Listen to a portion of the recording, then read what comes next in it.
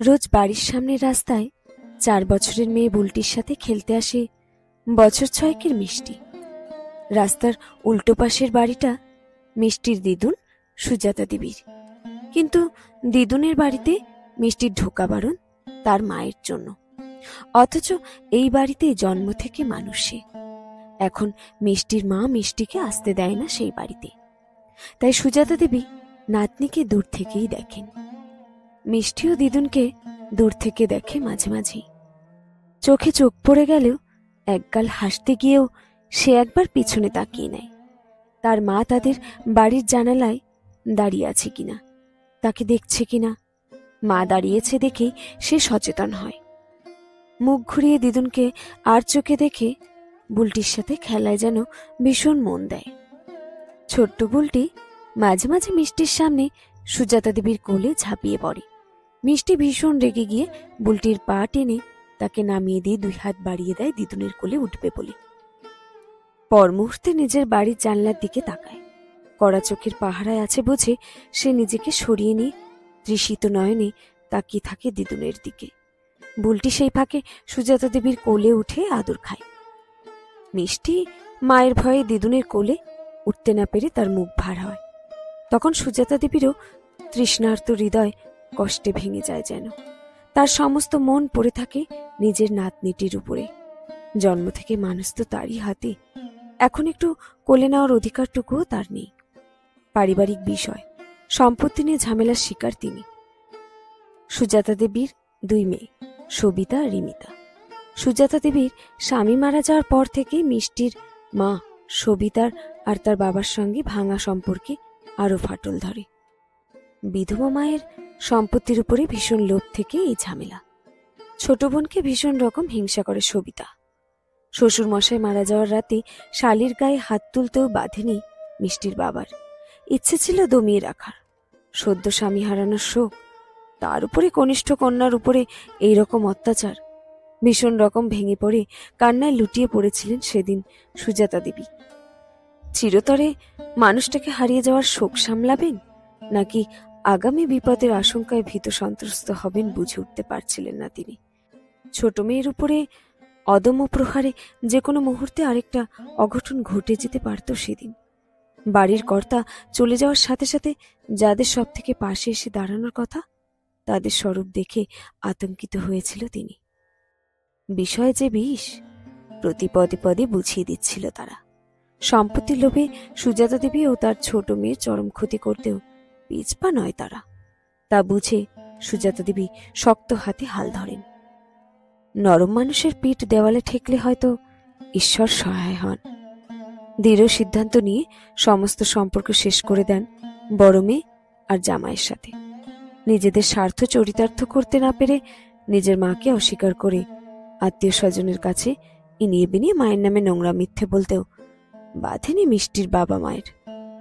কোথায় কার কাছে ঠিক কতটুকু বললে, কতটা কাঁদলে, কতটা অভিনয় করলে তারা মিষ্টির মায়ের কথা বিশ্বাস করবে, সেই প্যাচেই দিন কাটে মিষ্টির মায়ের।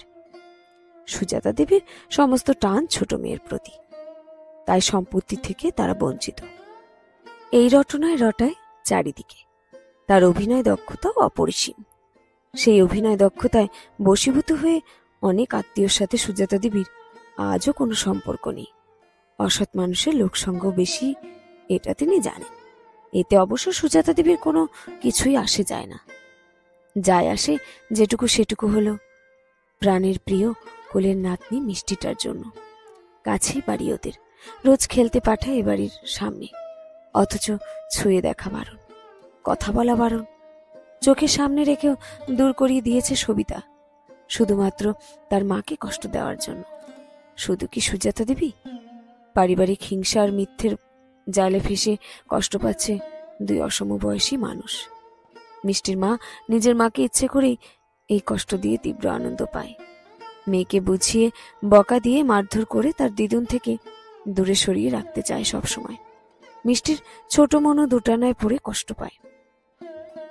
একদিকে দিদুনের অকৃত্রিম ভালোবাসা, অন্যদিকে মায়ের কঠিন শাসন তাকে আটকে রাখে। দিদুনের কোলে ইচ্ছে মতো ঝাঁপিয়ে আদর খাওয়া থেকে বঞ্চিত করে। কিন্তু পাশের বাড়ির ছোট্ট বুলটি এত বোঝে না। তাদের খেলার সময় সুজাতা দেবীকে দেখতে পেলে মিষ্টিকে বলে, ও মিত্তি দি, ওই যে তোমার দিদুন দাঁড়িয়ে আছে, করে ওঠো। মিষ্টির ব্রেন ওয়াশ করা মাথা, ইচ্ছে থাকলেও আবেগে সাড়া দেওয়ার আগে সচেতন হয় বাড়িতে ফিরলে মার খাওয়ার ভয়ে।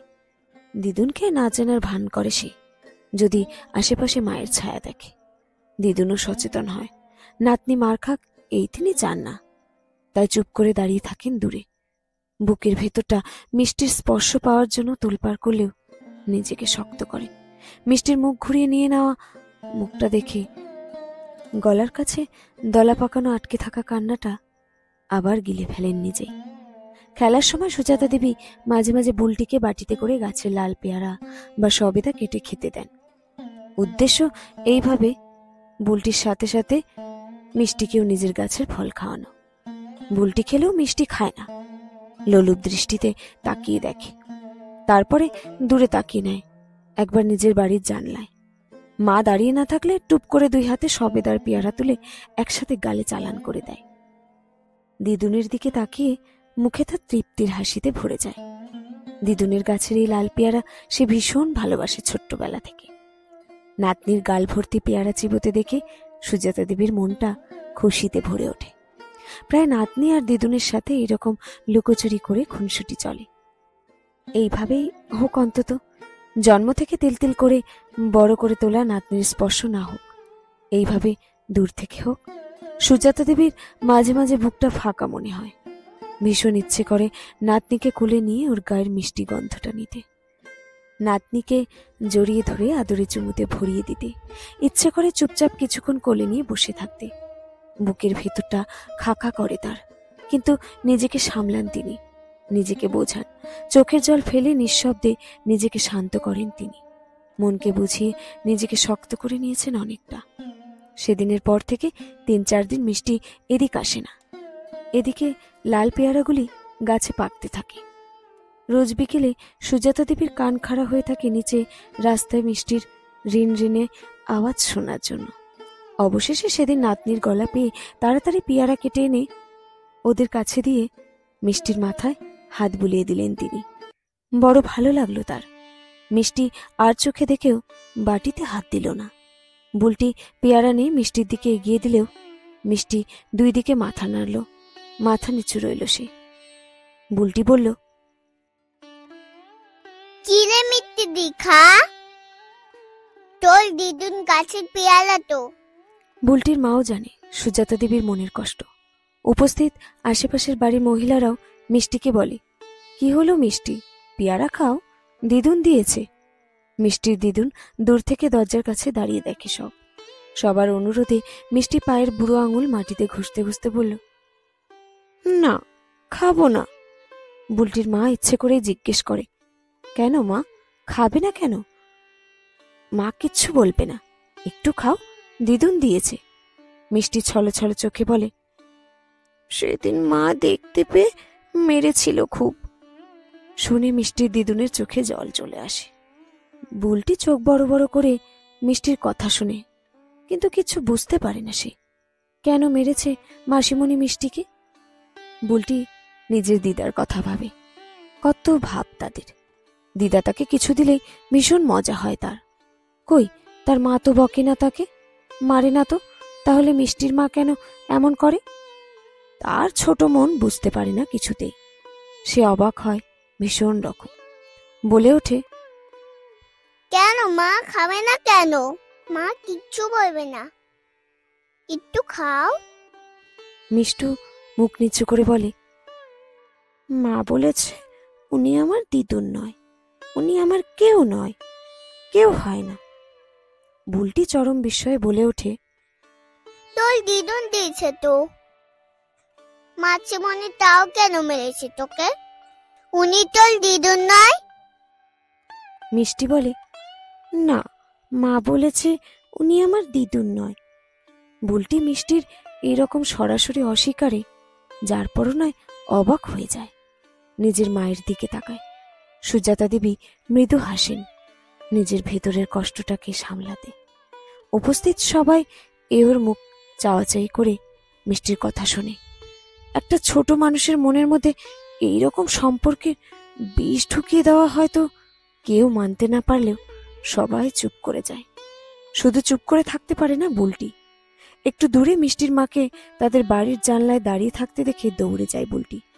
জানালার সামনে এসে চেঁচিয়ে প্রশ্ন করে বুলটি, উনি দিদুন গো, তোমার মা চিনতে পারছো না তোমার নিজের মাকে? বলে হাত বাড়িয়ে নির্দেশ করে দেখিয়ে দেয় সুজাতা দেবীর দিকে। আবারও চেঁচিয়ে বলে ওঠে সে। বুলটির মা বুলটির পিছনে দৌড়ে আসে ছোট্ট অবুঝ মেয়েকে থামানোর জন্য। মিষ্টির মা সবার সামনে বুলটির চেঁচিয়ে এরকম অবাক প্রশ্নে অস্বস্তিতে পড়ে ভীষণ। জানালার পর্দা টেনে দিয়ে সরে যায় সে তখনই সেখান থেকে। শেষ হলো আজকের গল্প অবাক প্রশ্ন। কলমে